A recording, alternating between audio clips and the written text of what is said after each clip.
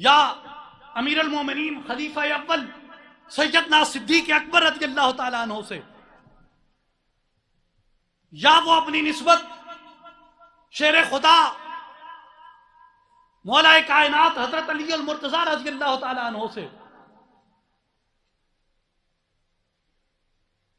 وہ فقر نسبت صدیقی سے ہو یا وہ فقر نسبت علی سے ہو، نسبت مرتضوی سے ہو، نسبت علوی سے ہو، وہ فقر آپ سے کیا تقاضا کرتا ہے؟ سیدنا صدیق اکبر کے فقر کا وصف کیا تھا؟ اقبال رسالت مآب صلی اللہ علیہ وسلم کی بارگاہ میں جب فقر صدیق کا واسطہ دیتے ہیں تو کیا کہتے ہیں؟ یا رسول اللہ، میں کس بات کا طالب ہوں، میں کیا چیز طلب کرتا ہوں آپ کی بارگاہ سے؟ ازاں فقرے کے بعد صدیق دادی بشور آوریاں آسود جارا، کہ یا رسول اللہ وہ فقر جو آپ نے سیدنا صدیق اکبر کو عطا کیا تھا، میں اس فقر کی آپ سے بھیک مانگتا ہوں، اس آسودہ جان کو، یہ تن آسان جو تن آسانیوں میں مبتلا ہو گیا ہے، مجھے بھی صدیق اکبر کے فقر کے طفیل اپنے دین کی وہ غیرت اور وہ حرارت عطا فرما دیجئے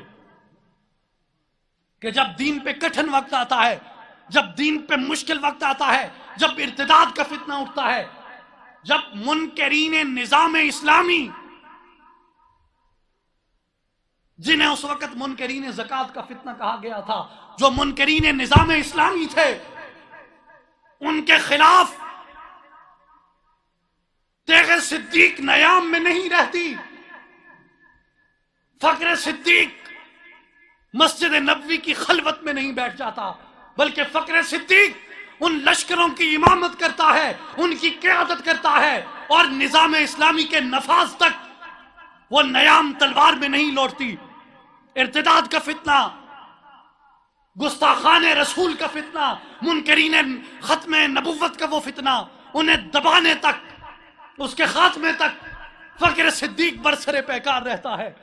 اگر فقر صدیقی سے نسبت کا دعویٰ ہے تو اس کا کیا یہی تقاضا ہے کہ خانقاہوں میں گھس کے بیٹھ جائیں، خانقاہوں میں دبک کے بیٹھ جائیں؟ نکل کر خانقاہوں سے ادا کر رسم شبیری، کائنات روحانیت کا سب سے اعلیٰ تجربہ۔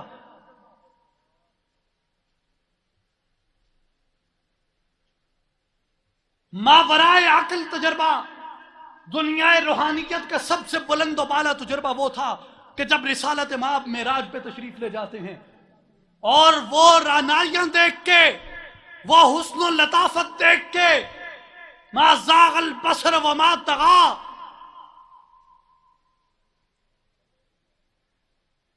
اور ابن عربی جو قاب قوسین کی تشریح کرتے ہیں تثنیہ میں اور واحد میں کہ کثرت کس طرح وحدت میں ڈھل جاتی ہے، اس حسن کو، اس جمال کو دیکھ کر رسالت مآب صلی اللہ علیہ وسلم اپنے آپ کو عرش پہ مقید نہیں کر دیتے۔ سدرۃ المنتہا پہ جبریل کے پر جلے، آقا آگے گئے، لیکن آقا نے اپنے آپ کو وہاں کا نہیں کر دیا، وہاں سے واپس تشریف لائے اور اس دنیا کی امامت فرمائی، اس دنیا کی راہبری کی، اس دنیا کی رہنمائی کی۔ اور معراج کے بعد بدر ہوا، معراج کے بعد احد ہوا، اور فقر کیا ہے؟ اقبال ہمیں یہ بتاتا ہے کہ فقر عریاں گرمی بدر و حنین، فقر عریاں بانگ تکبیر حسین، کہ فقر عریاں کیا ہے، فقر کی معراج کیا ہے، فقر کی انتہا کیا ہے؟ فقر کی انتہا بدر و حنین ہے، اور فقر کی انتہا کیا ہے؟ فقر کی انتہا امام عالی مقام کی تکبیر ہے جو ظلم و استبداد کے خلاف اٹھتی ہے۔ اگر حضرت علی کے فقر سے نسبت ہے تو حضرت علی کا فقر کیا ہے؟ کبھی دیوار ہلتی ہے، کبھی در کانپ جاتا ہے، علی کا نام سن کر اب بھی خیبر کانپ جاتا ہے۔ آج تمہاری تکبیر سے کشمیر کیوں نہیں لرزتا؟ آج تمہاری تکبیر سے فلسطین کیوں نہیں لرزتا؟ آج تمہاری تکبیر سے استبداد کو، استعمار کو، سامراج کو یہ جرأت کیوں ہے کہ وہ غوث الثقلین کی سرزمین کو آ کے پامال کرتا ہے، اس کی حرمت کو پامال کرتا ہے؟ آج استعمار کو یہ جرأت کیوں ہے کہ وہ شام میں گھسنے کی سوچتا ہے جہاں خالد بن ولید مدفون ہیں، جہاں بڑے بڑے صحابہ، بڑے بڑے وہ مجاہدین مدفون ہیں، آپ کی تکبیر کہاں کھو گئی؟ اسی لیے اقبال کہتا ہے حقیقت خرافات میں کھو گئی، یہ امت روایات میں کھو گئی، لبھاتا ہے دل کو کلام خطیب، مگر لذت شوق سے بے نصیب، بیان اس کا منطق سے سلجھا ہوا، لغت کے بکھیڑوں میں الجھا ہوا، وہ صوفی کے تھا خدمت حق میں مرد، محبت میں یکتا حمیت میں فرد، عجم کی روایات میں کھو گیا، یہ سالک مقامات میں کھو گیا، بجھی عشق کی آگ اندھیر ہے، مسلمان نہیں راکھ کا ڈھیر ہے، جب عشق کی وہ حرارت تھم جاتی ہے، جب عشق کی وہ چنگاری نکل جاتی ہے تو پھر عصمتیں پامال ہوتی رہیں، ان قربانیوں کو انسان فراموش کر دیتے ہیں۔ وہ 6 لاکھ جو اس پاکستان کی حرمت کے لیے کٹ گئے 47 کو، ان کی حرمت کو ہم نے بھلا دیا، ان کے خون سے ہم نے بے وفائی کی۔ آج ہم یہ نعرے لگاتے ہیں کہ پاکستان زندہ باد، ہندوستان پائندہ باد، یہ بے وفائی ہے ان کے شہداء کے خون سے۔ وہ فقر کدھر ہے؟ وہ اذان کہاں ہے؟ وہ اذان کس نے دینی ہے؟ کیا یہ علماء کی ذمہ داری ہے؟ یہ مشائخ کی ذمہ داری ہے؟ یہ حکمرانوں کی ذمہ داری ہے؟ یہ دانشوروں کی ذمہ داری ہے؟ آپ کی ذمہ داری کیا ہے؟ آپ کو اللہ نے کیوں بنایا ہے؟ آپ کو ایمان کی دولت کیوں دی ہے؟ آپ کو حلقہ بگوش اسلام کیوں کیا ہے؟ میں نے آپ کی جگہ حساب نہیں دینا، آپ نے میری جگہ حساب نہیں دینا۔ سن لیں، سن لیں،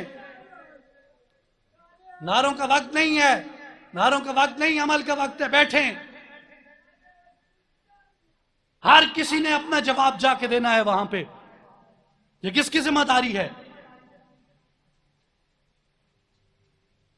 حرمت رسول صلی اللہ علیہ وسلم پہ آنچ آئے، ہم خاموش ہیں، اپنا جلاؤ، اپنا گراؤ کرتے ہیں، خود کو آگ لگا لیتے ہیں۔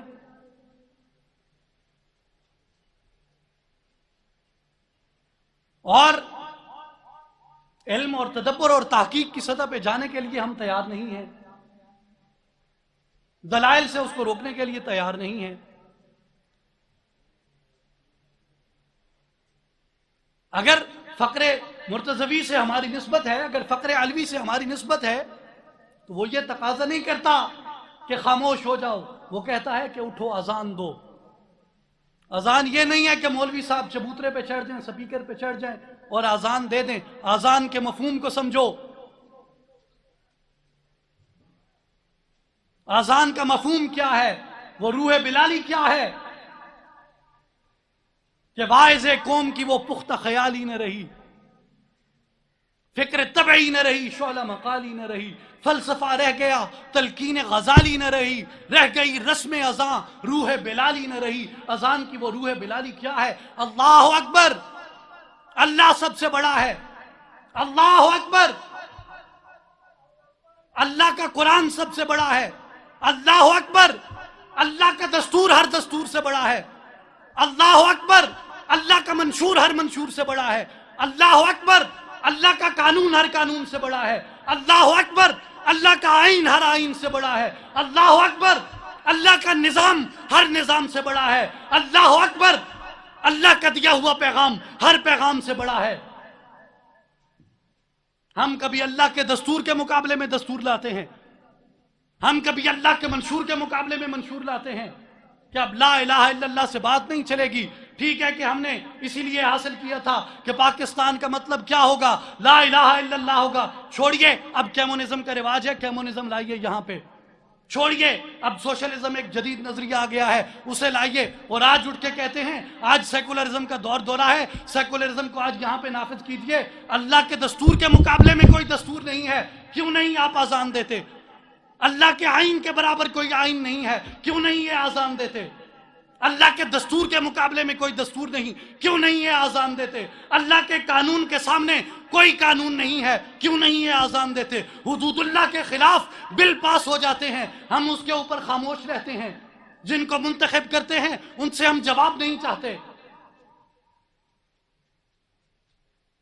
اذان دیجئے، پکار دیجئے، اور یہی وہ اذان ہے، یہی وہ پکار ہے جس سے ظلم کے ایوان کانپتے ہیں، جس سے استبداد کے ایوان کانپتے ہیں۔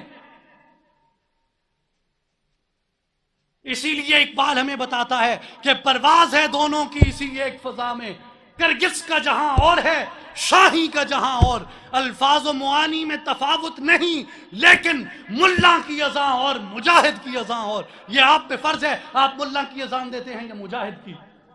ملا کی اذان بج رہی ہے، اسے کوئی خاموش نہیں کر سکتا، فلپائن سے لے کے وہ کینیڈا تک بجتی رہتی ہے، وہ دن کے 24 گھنٹے میں رہتی ہے، وہ نہیں رکتی، کوئی لمحہ نہیں ہے جب وہ اذان نہ ہو رہی ہو۔ لیکن یہ اذان کہاں ہے جو روح سے نکلتی ہے؟ یہ اذان کہاں ہے جو دل سے نکلتی ہے؟ یہ اذان کہاں ہے جو گود کے اندر ان نونہالوں کی پرورش کرتی ہے جو جا کے اس بانگ کا فریضہ دیتے ہیں؟ اس لیے میرے بھائیوں اور بزرگوں، فقر سے اگر آپ کو وابستہ ہونے کا دعویٰ ہے، اگر فقر صدیق سے آپ وابستہ ہیں یا فقر علوی سے آپ وابستہ ہیں، آپ جس فقر سے وابستہ ہیں، یہ یاد رکھیے، اگر آپ سلطان الفقر حضرت سلطان باہو کے دروازے پہ ہیں، اگر آپ سلطان الفقر حضرت سلطان محمد اصغر علی کے آج اس یاد کی اس محفل میں بیٹھے ہیں، آپ کو یہاں سے جاتے ہوئے فقر کی اس اذان کو اپنے ساتھ لے کے جانا ہوگا۔ اگر آپ فقر کی اذان ساتھ لے کے نہیں جائیں گے، آپ کے یہاں آنے کا مقصد کبھی پورا نہیں ہوتا۔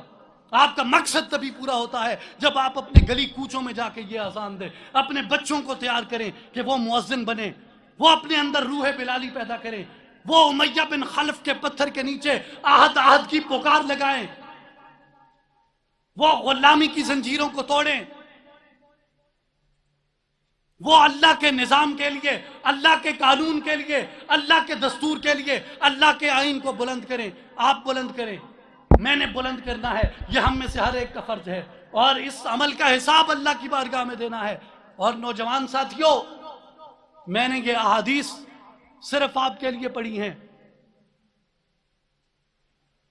کہ اپنے بڑھاپے سے پہلے اپنی جوانی کی قدر کرو۔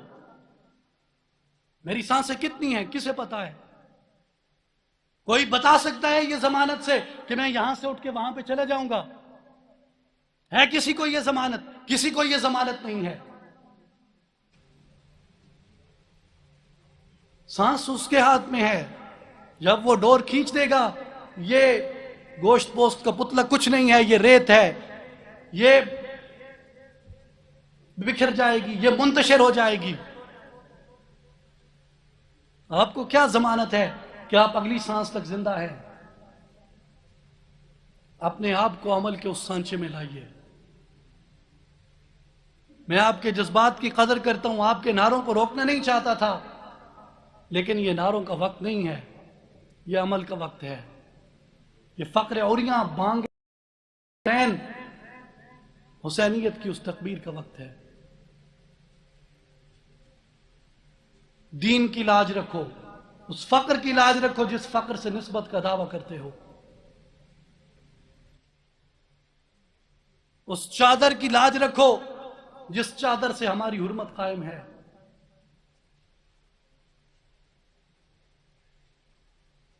اس گنبد کی لاج رکھو جس کے سائے میں تمہاری سانسیں پلتی ہیں۔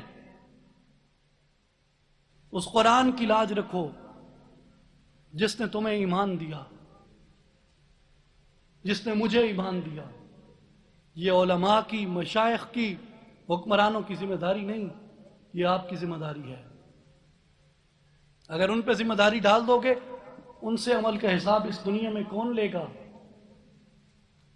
آپ کے ذمہ ہے وہ حساب، آپ کے ذمہ ہے وہ احتساب۔